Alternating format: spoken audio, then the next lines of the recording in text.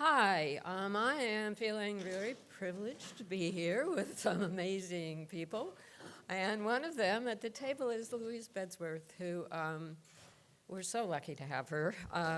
She was appointed by Governor Brown to be Deputy Director for the Office of Planning and Research. And then Newsom came along and said, oh, this is a bright and shining star. Let's put her in charge of the Strategic Growth Council. And she is working with and for the council, which represents the members of the governor's cabinet, so the leaders of transportation, housing, energy, et cetera. And we know to get where we need to go, we need to be integrating all of these entities together, and yet for a long time they've been in their own silos. So Louise, thank you so much for coming, and we're delighted to hear from you.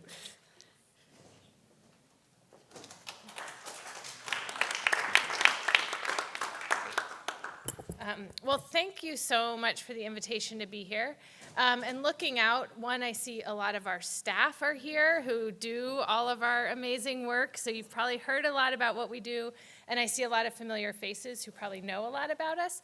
So I will try to move fairly quickly through what I was going to talk about to try to leave. It sounded like, unfortunately, I missed the morning, but it sounded like some questions did come up around SGC. And so I'm happy to try to leave a little time at the end to answer questions if I'm able.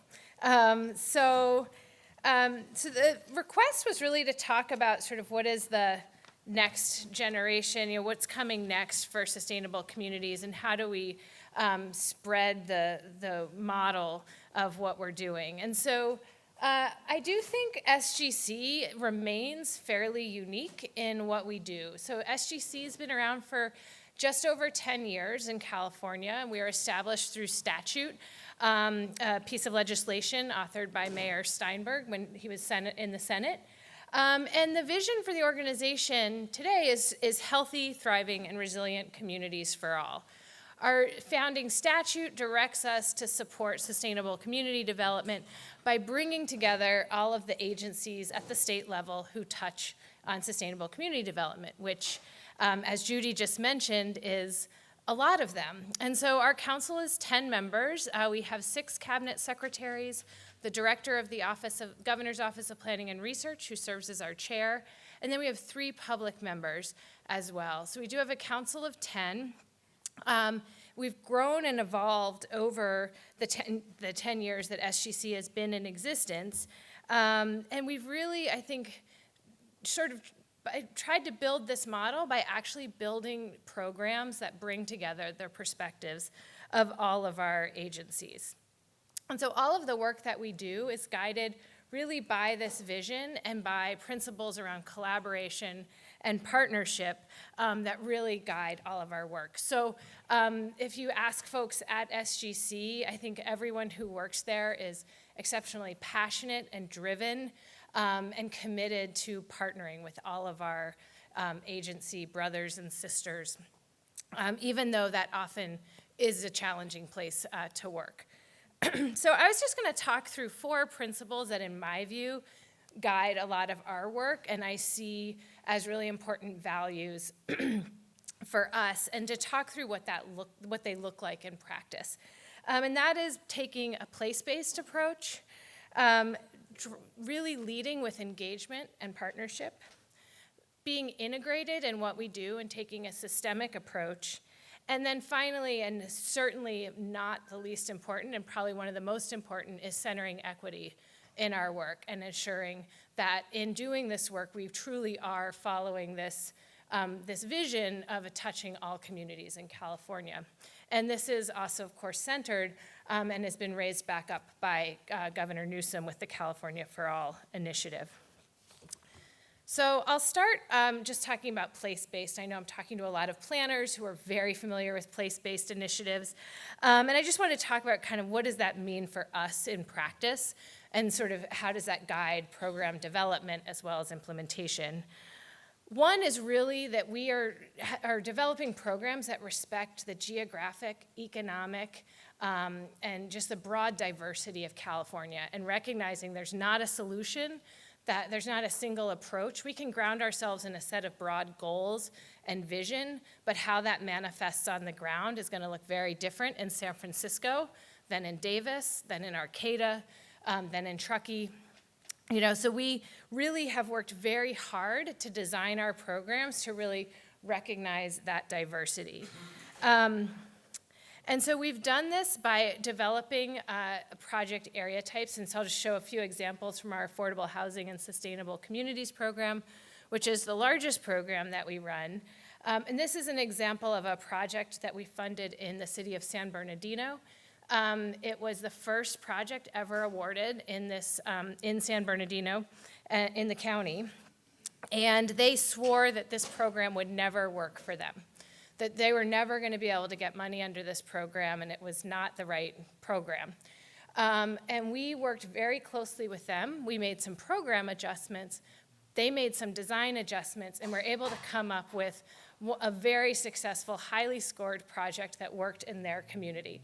And so you can see what it is a redevelopment of a housing project right near a school. They were able to integrate walkways and bikeways to school, invest in the local bus system. We're funded through greenhouse gas emission reductions, so significant greenhouse gas emission reductions. But more importantly, and I visited one phase of this project, really a huge change in lifestyle and benefits to the residents who live there, who now have safer and easier access to school, better service on the bus line that is going to help them get to destinations. And so this is an example how in this large program where we're serving all across the state, we've been able to both work on how the program is designed, developing categories that meet different kinds of community characteristics, but then also working with the community with technical assistance and other capacity building to really help find a project. This project is also really interesting because it is a big partnership in San Bernardino that is also drawing in the health community, and this is in addition to what we've been doing through AHSC. This looks very different. This is actually a project. This is a project here in Davis, Creekside Housing project, and you can just see this is a rendering not quite as engaging, I guess, as the San Bernardino one, but I just thought it was really interesting to see the difference in what a project can look like. And I think meeting similar density requirements in a similar project area type within our program, but that is designed with the community and the location in mind. And so the key for us to be able to do this is the fact that engagement is centered in all of the work that we do. And at SGC, we oversee several grant programs, and I think a lot of folks probably know us for affordable housing and sustainable communities, transformative climate communities, where we're investing in community capacity building, infrastructure projects. We also have a climate change research program that centers engagement in that program as well. So it really is a foundational piece to us of looking at how our investments are going to be meaningful and making sure that folks are engaged. This is a photo from the city of Fresno when they were doing their application to our Transformative Climate Communities program. And this is all of the stakeholders who engaged voting on the ultimate package that was submitted to the state. And so this is something we do to design our programs. It's also something we build into how our programs are rolled out. And so Transformative Climate Communities makes integrated investments in some of the state's most disadvantaged communities. And at the center of this program is a collaborative stakeholder structure that represents a diversity of interests, of project partners, and is really part of sort of empowering the community around transformation. This is just a photo, a screenshot for our biggest award, which is $66.5 million in Fresno. So from that moment where they voted and submitted, they were awarded money. This is a screenshot of their website yesterday where you can see they're looking for community engagement partners. We are providing funding for them to help implement a community engagement plan to continue this work, so not just from their submission, but through the implementation of their project. And so that is their website. And then this is also a project in Fresno, and what is on the left is from a resident engagement, the design of a permaculture garden that is adjacent to a housing project, Yosemite Village or Yoville. And you can see this is drawn with, it's hard to tell from there, but like with markers on a board, what they wanted to see. And when you talk to residents, the path that goes around it is exactly a quarter of a mile so that they know when they walk and they can, know that they're getting certain exercise. It's designed in a way to encourage mixing and mingling and just work, interaction among the residents and neighbors, building social cohesion. And these are all things they indicated they wanted in this project. On the right is the groundbreaking that just happened this fall. You can see the paths were laid out with stone. They were about to do a community planting event, but it really is at the heart of this work, this engagement. So we do it with folks who are applying to our programs, and we ask those who are using our funding to continue this engagement throughout their work. So, of course, our projects by nature, we are the Strategic Growth Council, and on our dais at any meeting, we have the Secretary of Transportation, the Secretary of Health and Human Services, Secretary of Food and Agriculture, Environmental Protection, Natural Resources, Business Consumer Services, and Housing. And so our projects are integrated by nature. And when people ask me, what does that mean? What I say is if we were to try to maximize any one of these things in our programs, they would look different. But we're not. We're trying to blend. How do we bring together transportation investment with housing investment, with agricultural conservation, and how does this all work together? This is a photo from West Sacramento of an affordable housing and sustainable communities project. You might have seen it. It's the West Gateway project. And what you can see, this has been a larger area transformation. We've made some investment. There's been other infill infrastructure grant, other investments from the state that have gone in here, where they've really tried to make this area ready for denser development. There's the bike lanes, the bus shelter, housing, and within that, urban greening. So it's all there together. When we do an affordable housing and sustainable communities grant, we're requiring the integration of these elements. We're requiring urban greening. So we're really trying to think about how do you bring these pieces together in a single project. Of course, this on sort of on steroids is transformative climate communities again, where what we're doing is bringing together multiple types of projects for communities to access under a single funding umbrella. And so this is just from one of our projects. This is a $33.5 million investment in Ontario. And through that, they're doing housing, they're doing transportation, workforce development. They have 15 different partners. They're leveraging significant funding. And then this is a photo that is also from Ontario, well, a photo and a rendering. And what this is on the left is a photo of a community garden that's run by a community-based organization, Horta de Valle.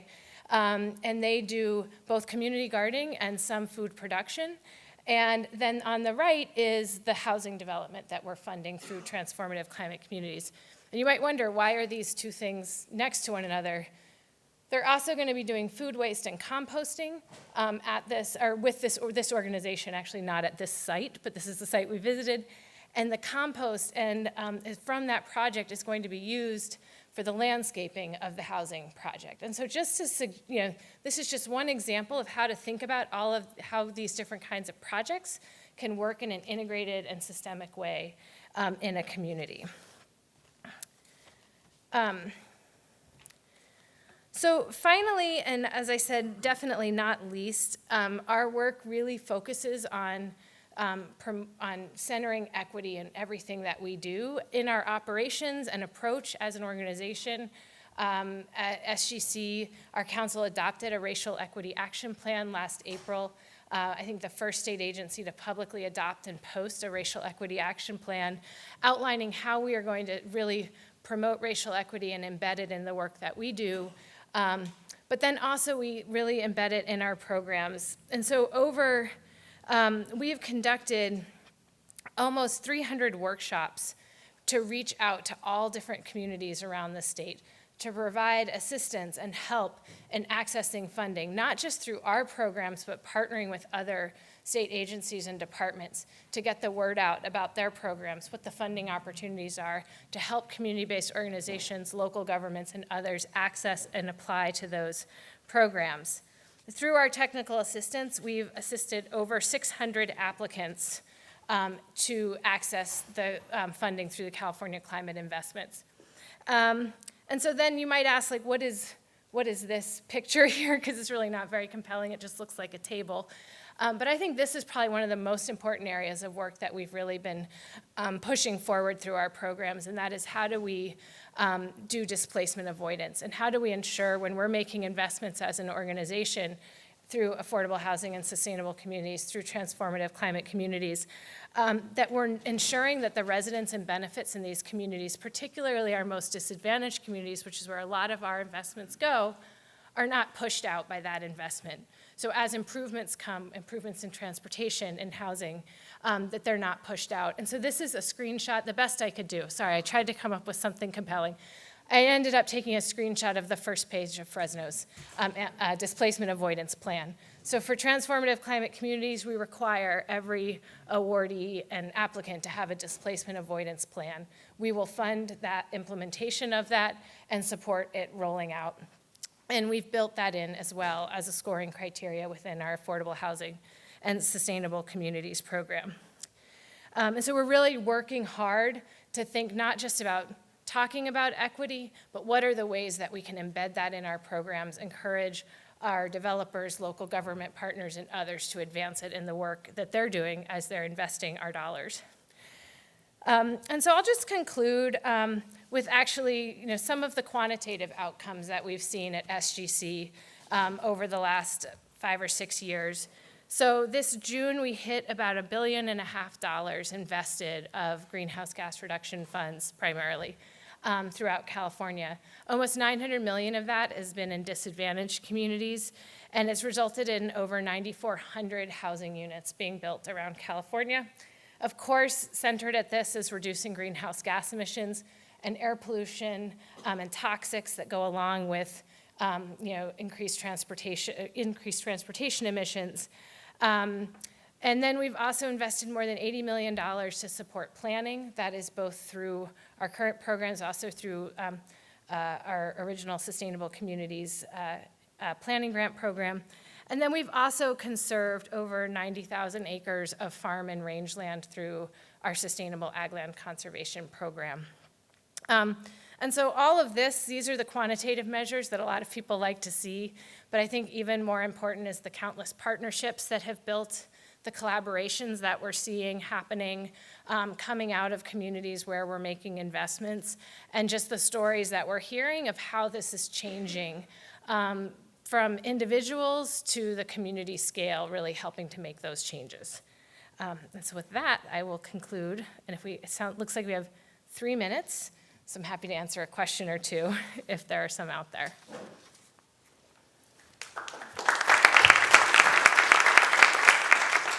What kind of replicability are you seeing in the transformative climate communities? Or Alicia Gutierrez from the Energy Commission.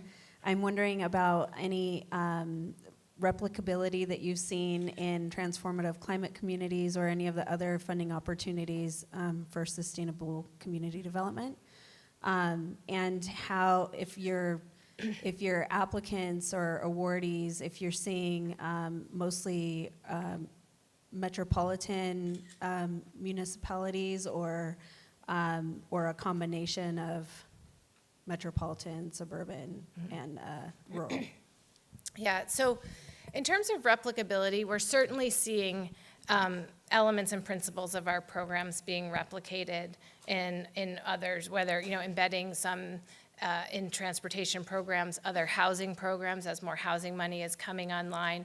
We've been working closely with HCD to build in similar criteria across affordable housing and sustainable communities and some of the other housing programs. We've also really interestingly seen how the the investment through transformative climate communities has been able to catalyze larger initiatives. And so in the city of Fresno is where our grant is focused, but we're now seeing a countywide initiative, economic development initiative called DRIVE happening.